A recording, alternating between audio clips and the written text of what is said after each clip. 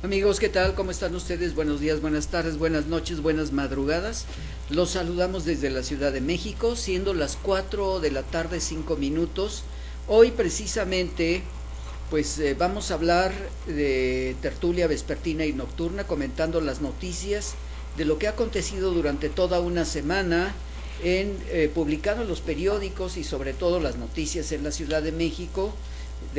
Recuerden ustedes que en estos momentos el auge que se está dando después de más de 11 días, de 13 días prácticamente, de la elección del 1 de julio con el licenciado Andrés Manuel López Obrador y todos los proyectos que se están sustentando. Pero también vamos a hablar de lo que está haciendo el presidente Enrique Peña Nieto e iniciamos las noticias. El presidente Enrique Peña Nieto entrega obras en Guanajuato. El presidente pidió a la sociedad mexicana sentirse orgullosa de lo que se ha alcanzado en el gobierno federal. Aseguró en la recta final de su administración que no dejará de trabajar. En esa gira por Guanajuato entregó un paquete de obras e infraestructura carretera. El presidente destacó que su administración ha querido distinguirse por establecer nuevos pilares y cimientos que permitan al país tener un desarrollo y prosperidad. Por lo tanto, pues es interesante que el presidente Enrique Peña Nieto, en esta fase final de su gobierno, de su sexenio, está tomando decisiones muy particulares de entregar la mayor parte de las obras de lo que realizó en cumplimiento a sus promesas de campaña. El periódico Crónica del miércoles 11 de julio se apuesta al futuro con inclusión, pluralidad y libertad, dice Cristina García. El Fondo de Cultura presenta un programa de la Fiesta del Espíritu que este año ofrecerá 195 propuestas artísticas con más de 2,000 artistas proveniendo de 75 países. El Festival Internacional Cervantino, la India y Aguascalientes son los invitados de honor. El programa del Festival Cervantino se presentó exactamente el día de ayer en el Palacio de Bellas Artes con todos los responsables de actividades que se tienen. Entre ellos, podemos observar precisamente con Marisela Díez, directora del Festival Internacional Cervantino. El presupuesto para la realización del festival aumentó para este año, sin embargo, no dijo cuánto más debido a que lo otorgado por embajadas y patrocinadores fue hecho en especie. Pero también tenemos que dar algunas noticias malas, amigos, porque durante todos estos días hemos encontrado algunos informes precisamente de aquellas personas que han fallecido. En el caso tenemos al actor Tab Hunter, quien muere en Washington. El actor estadounidense Tab Hunter, uno de los íconos de Hollywood, en la década de los años 50 murió a la edad de 86 años, informó su círculo cercano en su página oficial de Facebook. Pero también nos encontramos con que Gillian Lynne falleció, la coreógrafa de Cats. Londres, la británica Gillian Lynne, coreógrafa de exitosa comedia musical como Cats, El fantasma de la ópera y Aspectos en el amor, fue evidentemente quien murió a los 92 años el domingo pasado, anunció recientemente su marido en la red social Twitter. Y estamos viendo que durante todas estas fechas, amigos, han fallecido personas muy importantes. Y también tenemos una noticia en México: muere Santiago Galindo, televisión y cine de luto. Emilio Azcárraga y compañeros del medio artístico lamentan su pérdida y su partida. El productor de cine y televisión Santiago Galindo, quien realizó varios programas para la empresa Televisa como Bailando por un Sueño, Parodiando y Cantando por un Sueño, quien falleció este miércoles, reportó el programa de espectáculos Hoy. Murió Santiago Galindo, un productor que durante años trabajó en esa empresa y sin duda parte importantísima en el cine, en el espectáculo. Se encontraba preparando la serie basada en la vida de Pedro Infante y también una telenovela. Descanse en paz, nuestro compañero de trabajo, quien tomó una decisión de salir por la puerta falsa, y podemos decir de todos ellos: en paz descansen. haciendo un análisis de lo que ha pasado durante estos 13 días prácticamente, de lo que ha acontecido a nivel nacional con las elecciones, encontramos algunos escritos. Jueves 5 de julio escribe Luciano Franco: arranca recuento de votos en 300 consejos distritales, brindarán legalidad. El Instituto Nacional Electoral está obligado a iniciar el recuento, que será por más del 75% de los paquetes electorales, por si hay un error aritmético. Esperemos que la respuesta que se dio para Puebla, precisamente por este elemento de quien ganó la gobernatura, la que ya se le entregaron la constancia de haber ganado, y nos dice Arturo Muñoz, quien escribe: Barbosa quería abrir 7.548 urnas, pero el Instituto Electoral Poblano solo ve razones para revisar 486. Bueno, aquí tenemos un problema bastante serio, porque fue una de las pues prácticamente gobernaturas, si en dado caso de que no se llegue a comprobar, que se pierde por el partido Morena. Es algo que se duda. Ganaron alcaldías, ganaron presidencias municipales, ganaron en sí votaciones para diputados y senadores, y no ganaron Morena la estructura de la gobernatura. El Instituto Estatal Electoral de Puebla rechazó el recuento de los más de 7,000 paquetes electorales que demandó la alianza Juntos Haremos Historia de la elección para gobernador, y determinó que ese tipo de recuento solamente se haga con menos de 500. En redes sociales, el candidato de Morena a la gobernatura de Puebla, así como virtuales legisladores federales, insistieron en demandar la apertura del total de paquetes, que debe abrirse al 100% de las casillas. Y vamos, dice: conformación del Congreso, el exitoso negocio de los pequeños, nueva realidad legislativa. Dice: Cámara de Diputados con 185 legisladores de Morena, PT 62,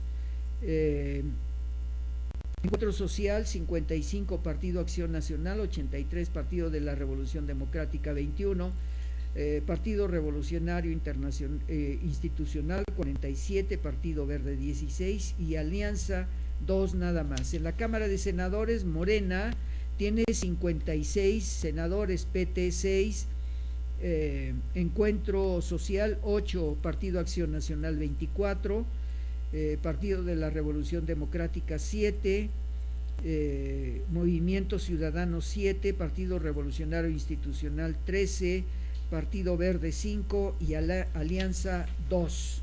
Bueno, ahí estamos viendo la cobertura de cómo se ha ido formando precisamente la estructura del legislativo.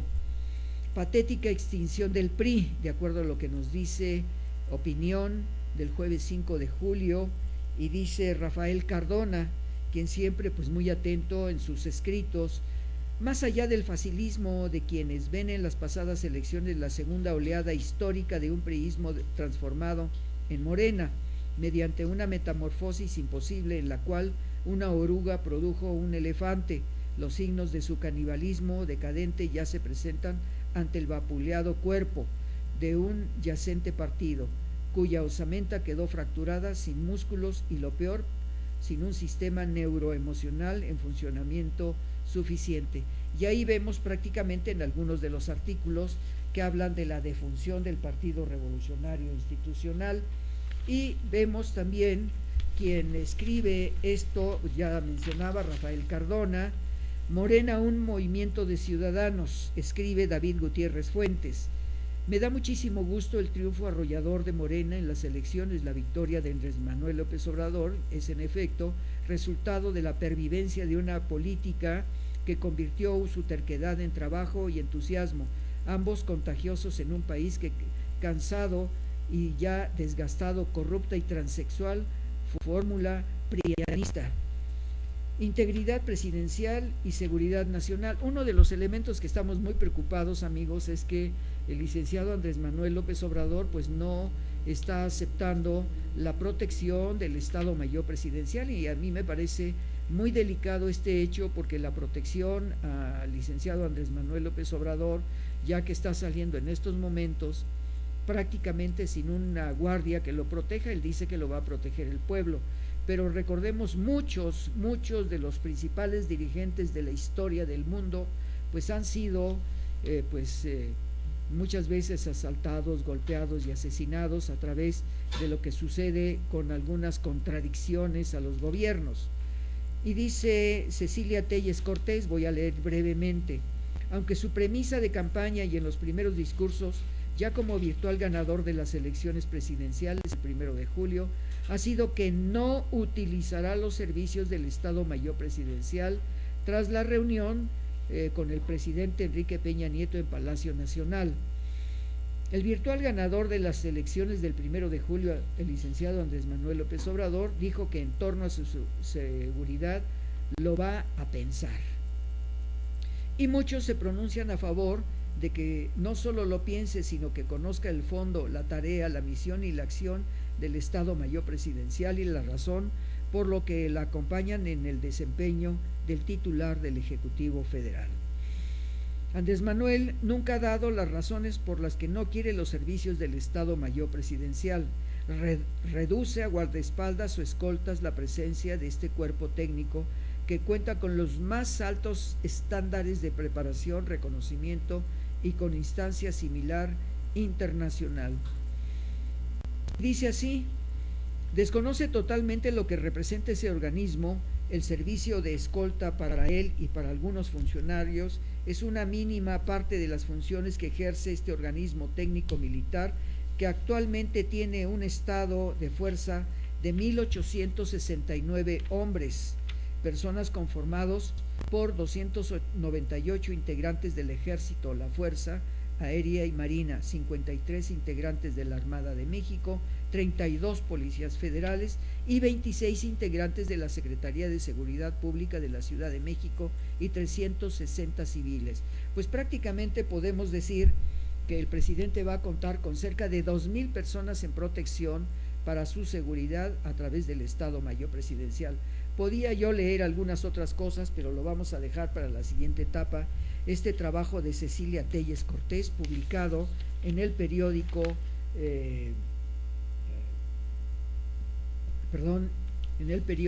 Crónica del Metro.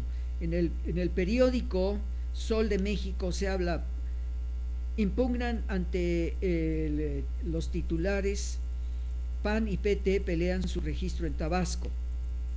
Escribe Fernando Hernández. El Heraldo de Tabasco: 5 partidos políticos no alcanzaron el umbral del 3% para recibir prerrogativas, o sea, la continuidad de estar laborando en las campañas políticas, y sobre todo al no alcanzar esos 3 puntos en la votación, pues ahora se va a checar todo ello. Quedará en manos de la institución correspondiente el destino de los partidos sin la votación mínima.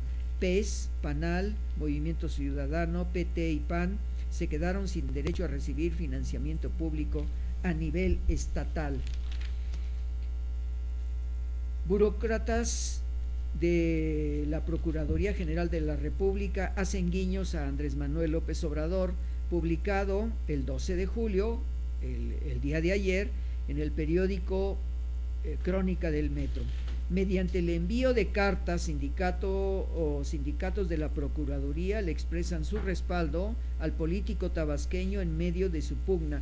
Los dos gremios se dicen oportunamente López Obradoristas. Si quisieron inducirnos a votar por el aspirante oficial, lo hicieron vía terceros, pero resistimos. El otro sindicato es blanco y sigue las indicaciones de Ayala o de Ernesto Moreno, un operador político. Los acomodos políticos tras la victoria de Andrés Manuel López Obrador han llegado a instituciones operativas como la Procuraduría General de la República. Y bueno, también el PAN y el Partido de la Revolución Democrática nos está dando el hecho de una propuesta que va a ser el fiscal carnal, por decirlo de una manera.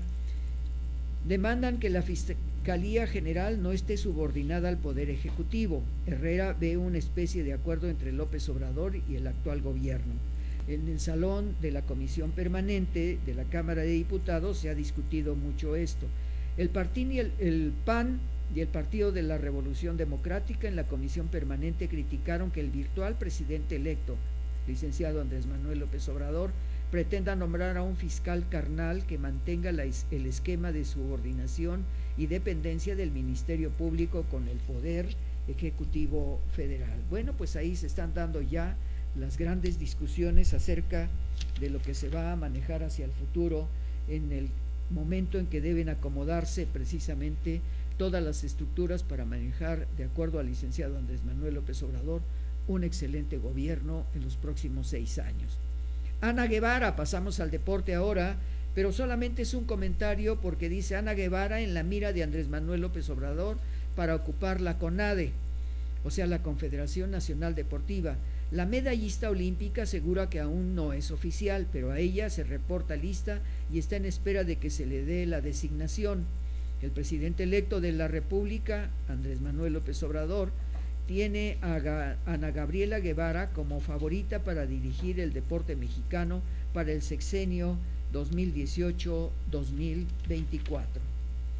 Y pasamos ahora también a otros elementos en la Cámara, en el Congreso de la Unión, en la Cámara Baja, la Cámara de Diputados, dice lo siguiente: el PAN baja de peso en el Congreso de la Unión, ocupa un difícil segundo lugar. En 2000, cuando le ganó al PRI la presidencia, los panistas sumaron 206 diputaciones. Diputados federales ahora solamente serán 92. Veamos entonces el descenso que ha tenido no solamente el Partido Acción Nacional, sino el PRI. A 18 años de ganar la presidencia de la República y refrendarla a un sexenio más, el Partido Acción Nacional también sufrió una merma importante en su peso político nacional, pues solo tiene 22% de las preferencias electorales y tendrá en el Congreso de la Unión a un número de legisladores menor al que tuvo en los últimos 21 años, que con solo 92 integrantes de la Cámara de Diputados y solo 23 senadores. Bueno, pues ahí tenemos el resultado de las votaciones que se dieron durante todos esta fecha precisamente del 1 de julio.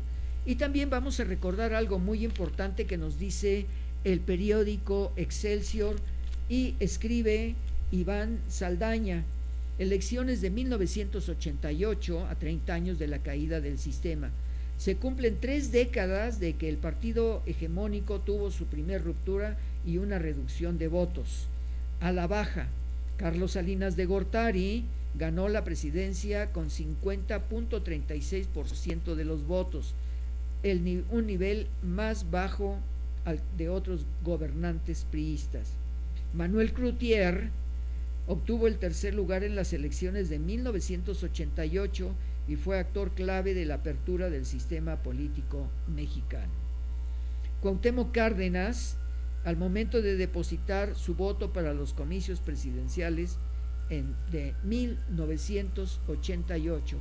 Bueno, este es un recuento muy interesante de lo que se ha publicado a través de los periódicos para aquellos momentos de hace 30 años. Aplica Secretaría de Educación Pública descuentos a 69,000 maestros faltistas. En el sector educativo, evidentemente, ahorita hay una crisis que se está dando en toda la República Mexicana, esperando las reformas que va a hacer el licenciado Andrés Manuel López Obrador a través de la llamada reforma educativa. Aplica Secretaría de Educación Pública los descuentos a 69,000 maestros faltistas. Acumulan 10 estados el 85.6% de las multas, pero es Chiapas el que encabeza el mayor número de docentes sancionados con 14,000. La Secretaría de Educación Pública sancionó a estos en 10 estados a 69,000 docentes por faltar a dar clase. Los descuentos son equivalentes a 46,300,000 pesos de esta campaña para hacer regresar a los trabajadores al aula.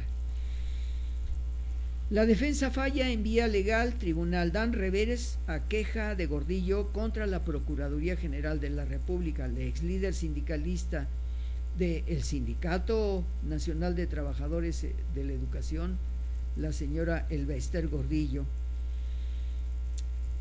El Tribunal Federal determinó que la profesora Elbester Gordillo se equivocó de vía legal para denunciar que la Procuraduría General de la República no ha actuado plenamente contra los funcionarios del Poder Judicial y de la Federación y fiscales, que según ella ha entorpecido su proceso legal internacionalmente.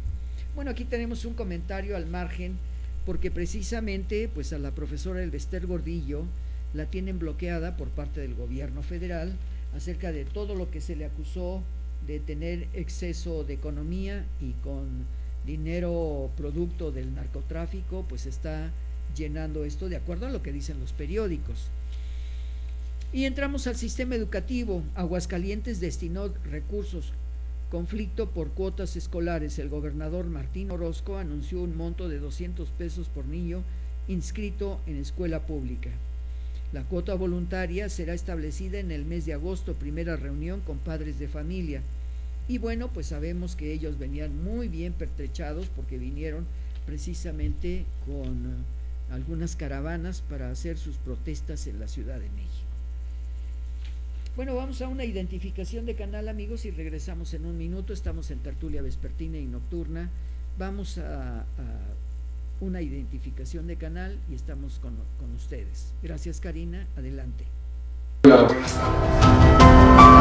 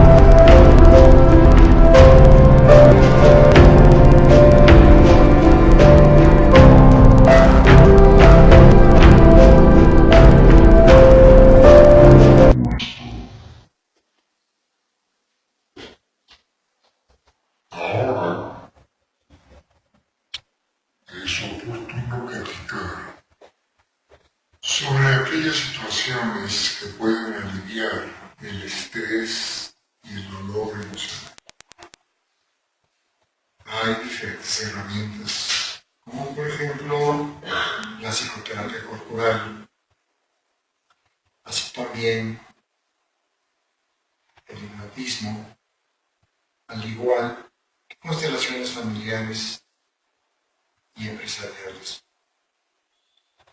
Estas herramientas se usan hoy en día con un magnífico resultado para proporcionar a la persona una equidad en el manejo de sus emociones, lo cual es fundamental en su desarrollo familiar y laboral. Los invito a que acudan. Nuevamente en tertulia vespertina y nocturna estamos haciendo comentarios de lo que ha sucedido con estos 13 días prácticamente de la elección del licenciado Andrés Manuel López Obrador.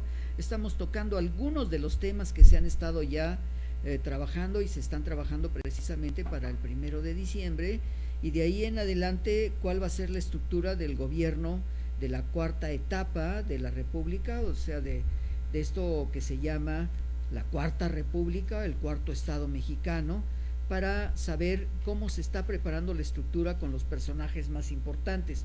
El periódico Crónica del Metro del jueves 12, o sea, el día de ayer, publica en sus negrillas, en su página más importante, Andrés Manuel López Obrador pide a sus legisladores revocar la reforma educativa. En un documento presentó el futuro congresista de Morena, PT y PES sus 12 reformas para cumplir con compromisos.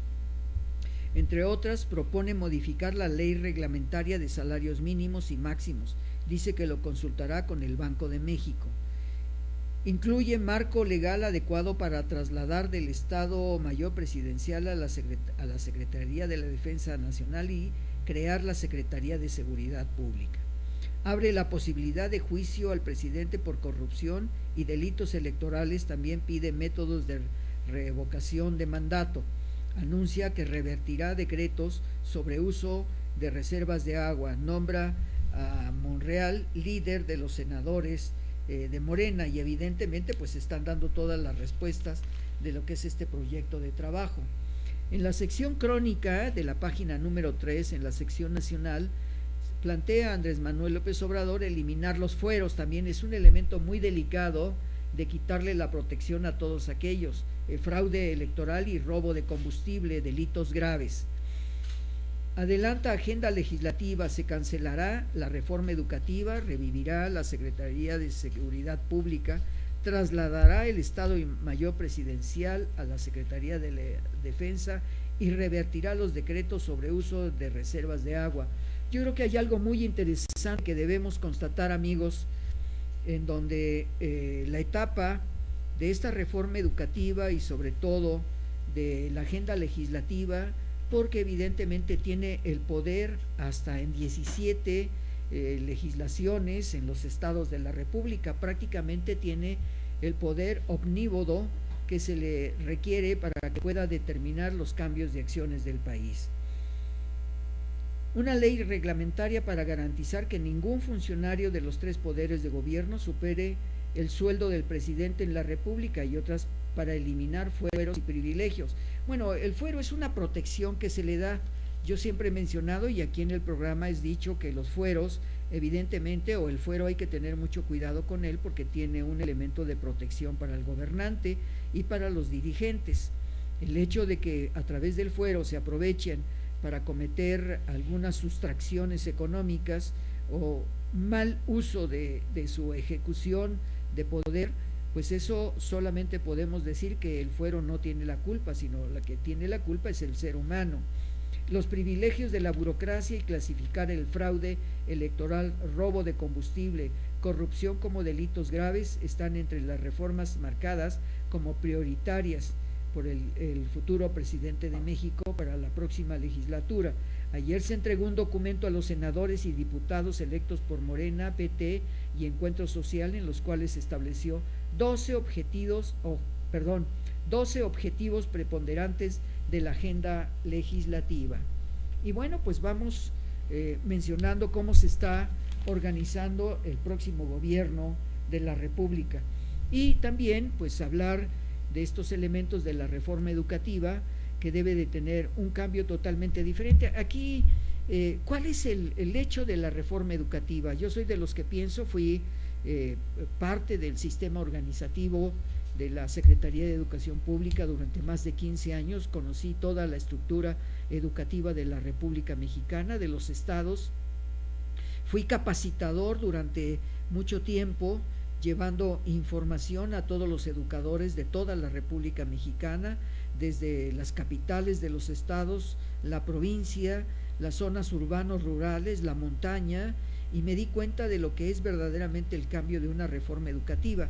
La reforma educativa no es como la propuso el gobierno federal, hacer evaluaciones permanentes al maestro. Eso no sirve para nada, puesto que el maestro ya con su diario semanal que tenía, era una forma de evaluar cuál era su proceso de trabajo. Hoy ha cambiado esta estructura, pero la verdadera reforma educativa es darles metodologías contemporáneas de lo que está siendo utilizado el sistema de información a través de la televisión, a través de la radio, de los impresos, de los libros, y debe de capacitarse al educador para manejar metodologías en actualización de lo que sucede. Esto podríamos llamarlo sistemas de lectoescritura, psicología educativa, manejar elementos de la pedagogía y sobre todo cuáles son los elementos que debe de darse de jardín de niños, primero de primaria, sexto de primaria, escuelas secundarias, preparatorias y universidades. Eso tiene que hacerse en base a la conjunción de valores desde los maestros de jardines de niños, los maestros de primaria, los maestros de secundaria, los maestros de preparatorias y universidades, para ver el proceso de adaptación y metodología en estas formas de la enseñanza. Por eso menciono la pedagogía. Y sobre todo dice, la nueva política educativa, escribe Gilberto Guevara Niebla en la sección de Crónica del Metro en Opinión. El triunfo de Andrés Manuel López Obrador abre la oportunidad de dar un nuevo impulso a la educación nacional, pero la nueva política deberá construirse con sensibilidad e inteligencia para evitar que se fracture la estabilidad escolar y que a la postre intereses políticos y políticos sindicales prevalezcan sobre los propiamente educandos. La decisión de derogar la Ley General de Servicios Profesionales Docentes parece haber tomado, según anunció Esteban Moctezuma, el día sábado 7 de julio, tras un encuentro con el licenciado Andrés Manuel López Obrador. Habrá nueva legislación, nueva reforma educativa que surgirá, dijo Esteban, de una consulta de todos los actores involucrados, maestros, padres de familia, expertos y organizaciones de la sociedad civil. Yo considero que el manejo de pedagogía didáctica debe de ser uno de los elementos importantes donde participen los educadores que saben cuál es el hecho del proceso enseñanza-aprendizaje que se debe dar a nivel primario, y de ahí continuar con las diferentes estrategias hasta llegar a las grandes instituciones universitarias, a las facultades. Descuentan a la Secretaría de Educación Pública 46 millones de pesos por faltas de los docentes. Chiapas, Oaxaca fallaron más todavía.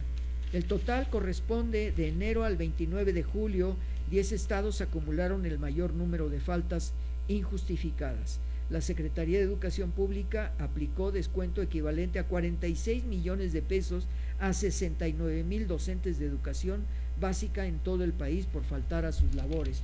Bueno, este es uno de los elementos que debe de cambiar totalmente hacia el futuro, porque si no vamos a tener problemas más serios cuando se aplique de otra manera, y evidentemente los educadores van a protestar, siempre están protestando por alguna circunstancia, pero yo pienso que el sistema de capacitación que se debe de dar a más de los 800,000 educadores que forman parte del Sindicato Nacional, pero llegan a 1,200,000 los maestros que están dentro de los dos sindicatos, tanto el Coordinadora Nacional como el Sindicato Nacional de Trabajadores de la Educación, y esto nos daría una respuesta, porque ya vimos en la votación del 1 de julio lo que correspondió cuando el pueblo mexicano dio la respuesta.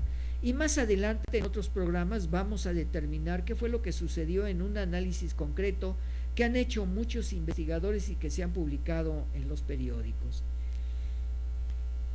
Algunos de los que por primera vez tomaron su votación en la urna nos dan una serie de mensajes. Crónica regresa a consultar a quienes entrevistó antes de la elección, los jovencitos que fueron por primera vez a votar a la urna. Ya votaron y ahora comenta sus experiencias. La irreverente que decidió no faltar a ninguna cita electoral. Que no nos vaya a fallar, le pidió Andrés Manuel López Obrador, que no nos falle, que tenga un gran desempeño como presidente de la República. Rebeca se llevó a su hermana de 15 años para que vaya viendo que esto es una responsabilidad, no un juego, y que su voto vaya a contar. Y así nos encontramos, por ejemplo, en el caso de Natalia Sánchez Ramírez, de 18 años de edad. Dice que por fin, el domingo 1 de julio, tuvo la gran oportunidad de participar en algo muy importante para mi país. Evidentemente satisfecha, dice que los jóvenes fueron por su voto, el arma más poderosa de Andrés Manuel López Obrador para alcanzar la presidencia de la República en su tercer intento. Y bueno, podríamos hablar de muchos otros que fueron entrevistados precisamente sobre el trabajo de la votación y la conciencia cívica que tuvieron algunos de ellos. Se publica en el periódico Crónica del Metro lo siguiente en la sección Opinión, el martes 10 de julio. Ciudad de México, la clase social aparece en la urna. En resumen, las clases sociales sí existen, siguen existiendo, y la gente a veces sin proponérselo conscientemente vota con ellas. Y tenemos brevemente algunas palabras de Francisco Báez Rodríguez, quien escribe lo siguiente: se ha hablado en esta elección tanto de voto transversal para Andrés Manuel López Obrador como el voto diferenciado entre las diferentes candidaturas. También se ha hablado de voto de clase y voto de castigo. Es hora de hacer algunos numeritos, tomando como ejemplo las elecciones de la Ciudad de México, que tienen además las características de que la elección presidencial y la de la jefatura de gobierno fueron concurrentes con campañas bien diferenciadas. Evidentemente, pues estamos mencionando la primera etapa de lo que aparece en la urna, donde los análisis de quiénes votaron, cómo votaron en diferentes fechas. Y regresamos a la educación, donde precisamente María del Rocío Pineda Gochi escribe en la sección Opinión de Crónica del Metro: la educación presa de un botín político. La educación en México ha sido nuestro talón de Aquiles y uno de los grandes diques que impiden el desarrollo armónico de un país complejo, culturalmente heterogéneo y con muchas marcadas desigualdades socioeconómicas. Existe consenso en el mundo de que la educación como derecho humano fundamental es el catalizador más poderoso que permite el desarrollo de sociedades más equitativas, justas y avanzadas. Y luego hay un artículo muy especial históricamente hablando. Estos preceptos ya han sido vislumbrados con anticipación por José Vasconcelos, que desde 1923, en su cruzada contra la ignorancia, el plan de las misiones federales de la educación, buscaba incorporar a los indígenas y los campesinos al proyecto de nación civilizada, además de difundir en ellos un pensamiento nacional y práctico para terminar con el fanatismo religioso y el analfabetismo. Bueno, aquí vemos no uno, sino muchos conceptos de lo que está diciendo María del Rocío Pineda Gochi. Pero también nos habla de la historia de la educación en México en pleno siglo XX. Todavía tenemos grandes rezagos de alfabetismo. De acuerdo al INEGI, en 45 años el porcentaje de personas analfabetas de 15 y más años bajó al 25.8% en 1970, a 5.5% en 2015, lo que equivale a 4.700.000 mexicanos que no saben leer ni escribir.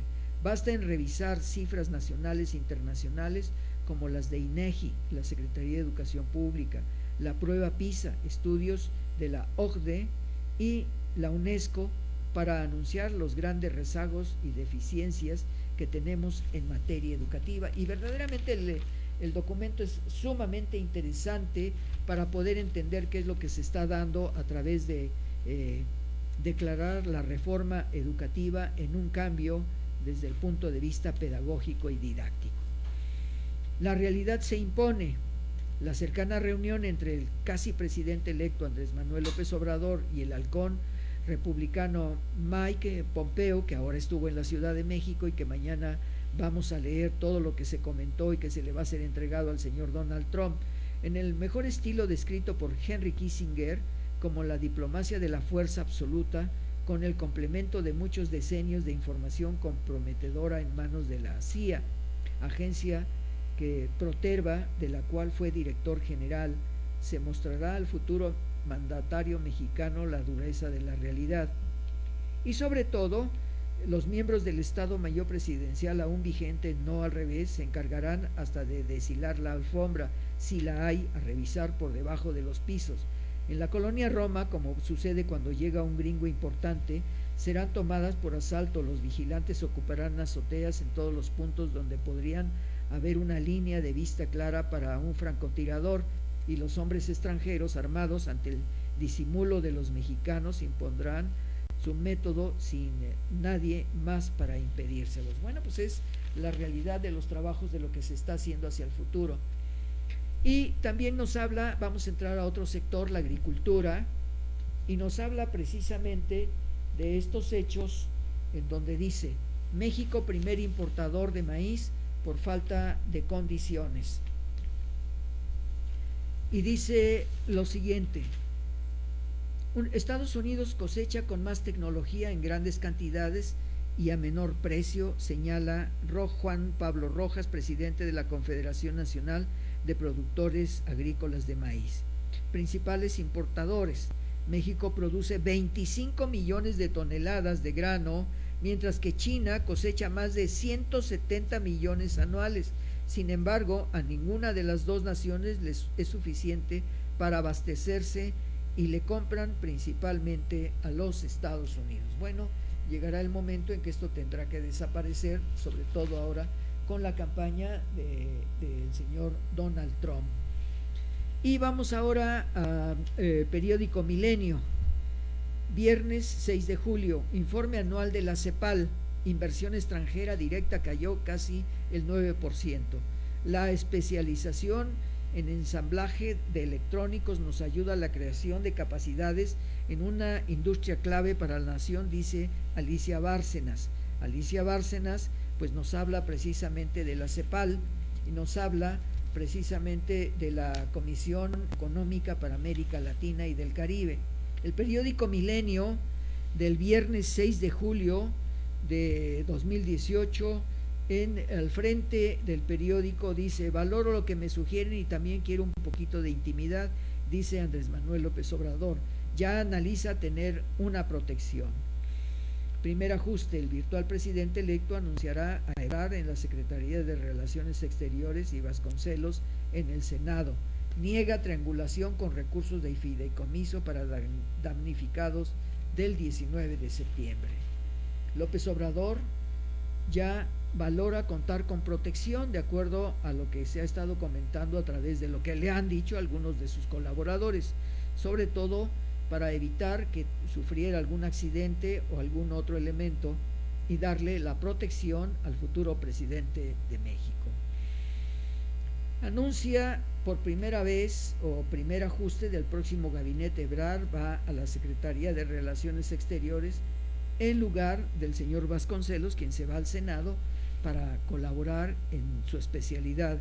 Niega acciones facciosas del fideicomiso por el 19 de septiembre y confía en resolución a favor del Tribunal Electoral del Poder Judicial de la Federación. Empresarios apoyan y desean que le vaya bien al licenciado Andrés Manuel López Obrador.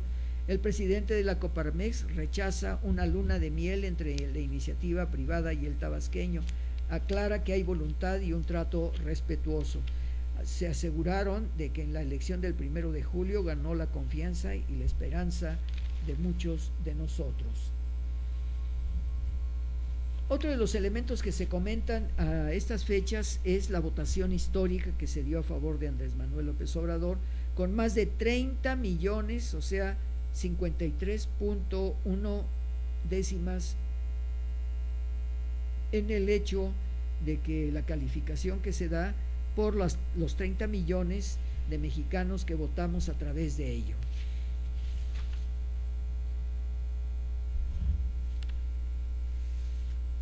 Los mercados reciben bien a Andrés Manuel López Obrador. Importante aprovechar el momento para construir una plataforma con los empresarios del Consejo Coordinador Empresarial. Es una buena noticia que los mercados financieros hayan recibido muy bien los resultados de las elecciones en México. Ahora es importante aprovechar el momento y empezar a construir una plataforma que le permita al nuevo gobierno que esté en un ambiente continuo y no resulte efímero. Reconciliación y primer proyecto con el empresariado, y en este caso se refiere al Consejo Coordinador Empresarial, con Juan Pablo Castañón en virtual presidente electo Andrés Manuel López Obrador. La idea es opciones de trabajo y estudio para 2.600.000 trabajadores jóvenes. El convenio de una señal de concordia, Andrés Manuel López Obrador y Consejo Coordinador Empresarial. Bueno, de esto ya sabemos muchísimo, porque en una primera instancia, antes de la votación del 1 de julio, el licenciado Andrés Manuel López Obrador recibía muchas, pues prácticamente agresiones, un bullying por parte de muchos personajes. Empresarios de todo el país, el presidente electo, acordaron la implementación de un programa para otorgar 3,600 pesos mensuales a jóvenes sin estudio y sin trabajar. pero se va a buscar que todos ellos tengan, a través de la iniciativa privada, tengan una protección para aprender algunas de las profesiones que se tienen. Andrés Manuel López Obrador, de acuerdo a lo que están publicando los periódicos, ofrece no ser arbitrario ni prepotente con la iniciativa privada.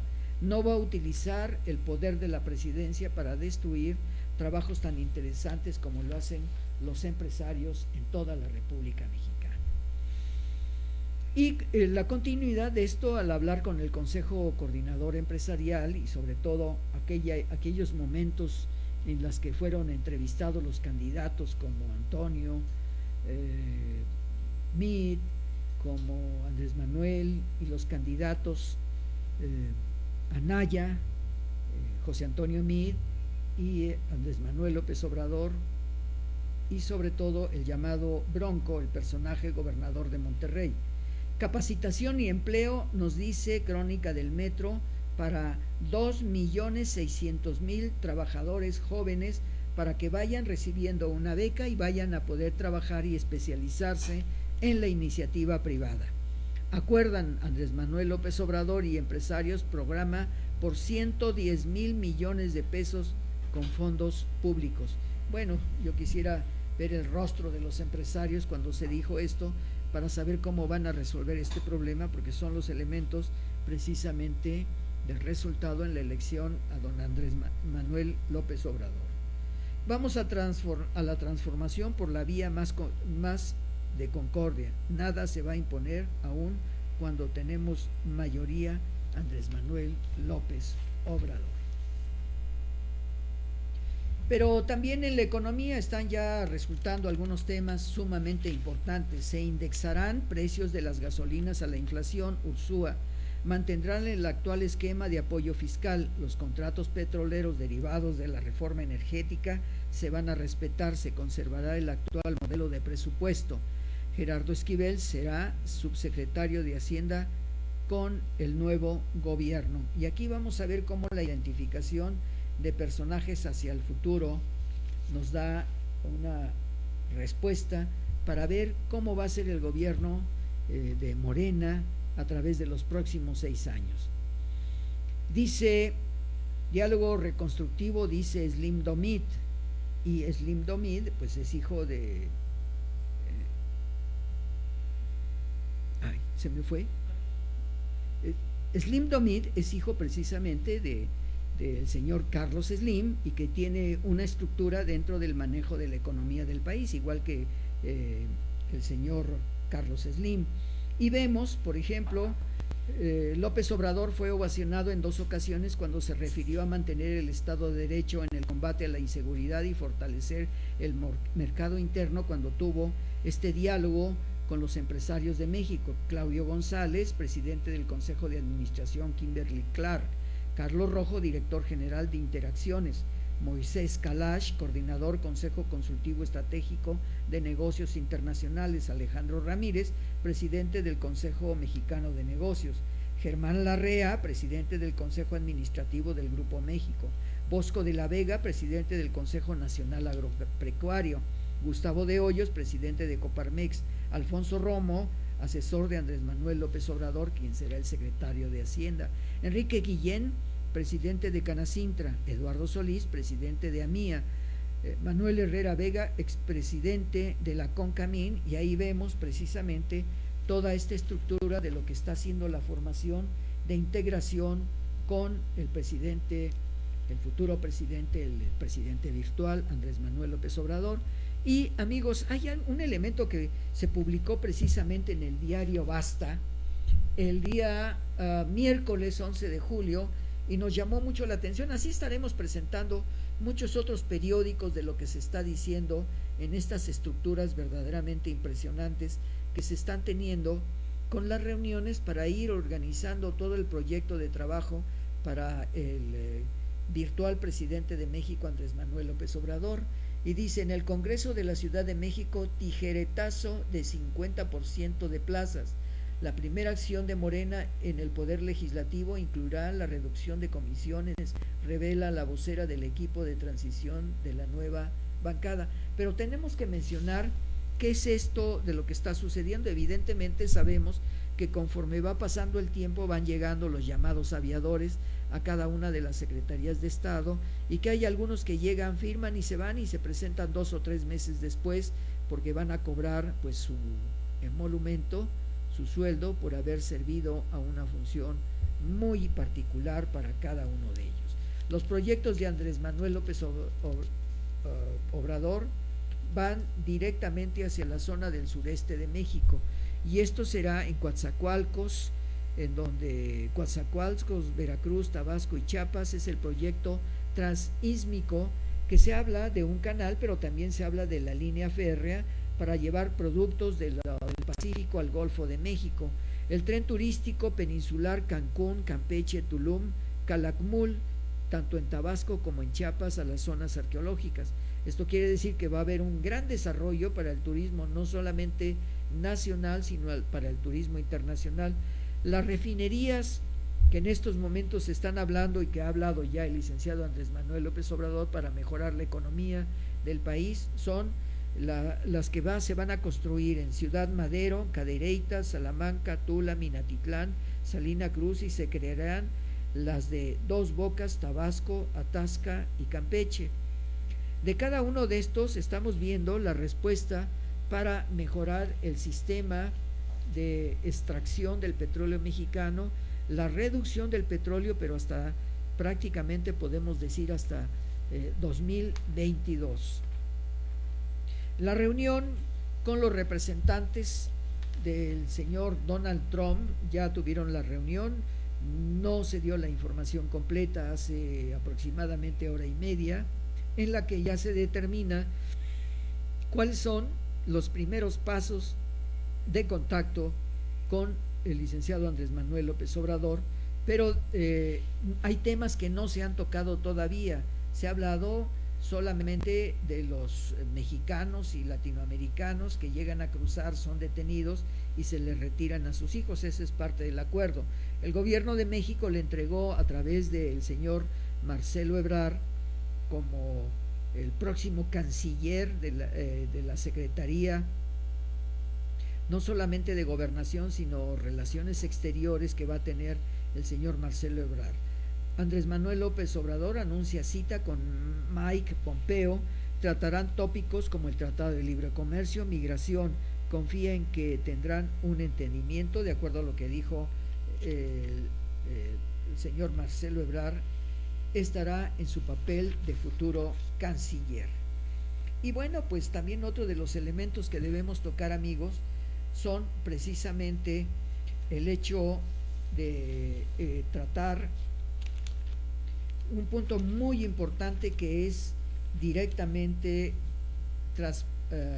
reubicar las secretarías de Estado del gobierno mexicano, y se dice que de las 17 instancias de las secretarías de Estado van a ir a diferentes partes del país. La próxima semana, el martes, en nuestro documento comentario, la noticia, de 3 a 4 de la tarde, pues vamos a hablar de este contexto, amigos, de qué está sucediendo, y cada 8 días ahora, durante estos próximos 5 meses, hablaremos de todos los elementos de campaña que tenga el gobierno, el próximo gobierno federal, a través del licenciado Andrés Manuel López Obrador, y vamos a ver cuáles son los elementos de ajuste que va a tener estos proyectos de trabajo, esta economía que ya se está manejando, las relaciones internacionales, el sistema educativo y, sobre todo, lo más importante, la reubicación de las secretarías de Estado, que todas ellas están en el Distrito Federal, serán mandadas a algunos estados de la República. El principio de pensamiento que nosotros podemos tener, y de acuerdo a un análisis concreto que se ha hecho de llevar las secretarías de Estado a la provincia, pues es un proyecto sumamente difícil. ¿Cuántas personas no van a renunciar a su trabajo? Recuerden ustedes que a trasladar una secretaría de Estado, cuando las familias, la esposa y los hijos tienen una forma de vivencia en el lugar de origen, en el caso de la Ciudad de México.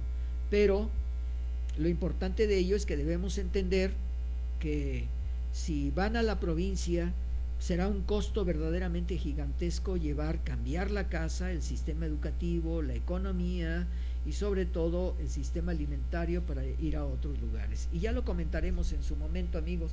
Por lo tanto, pues este sería mi rúbrica a través de lo que hemos comentado el día de hoy en Tertulia Vespertina y Nocturna acerca de estos cambios que se están dando precisamente en México. Y solamente les puedo decir, un servidor de ustedes, Carlos Jiménez Hidalgo, y la producción de Karina, que nos hace el favor de ubicarnos con imágenes para lo que estábamos comentando. Nos vemos el próximo martes, recuerden ustedes, de 3 a 4 de la tarde, y mandamos un saludo muy afectuoso a Evelyn Muñoz, que nos ha estado observando a través de ello. Agradezco de sobremanera el mail que nos mandó para dar la información, y una salutación a todos aquellos que nos ven. Y bueno, pues si hay algún elemento, manden ustedes algún mail para ver qué elementos estamos acertados en comentarlo, o qué proponen ustedes también para los próximos comentarios, en comentario a la noticia de 3 a 4 de la tarde todos los martes, y viernes de 4 a 5 de la tarde aquí en Tertulia Vespertina y Nocturna. Un servidor de ustedes, Carlos Jiménez, les dice hasta el próximo martes. A resolver esas situaciones tan difíciles como pudiera ser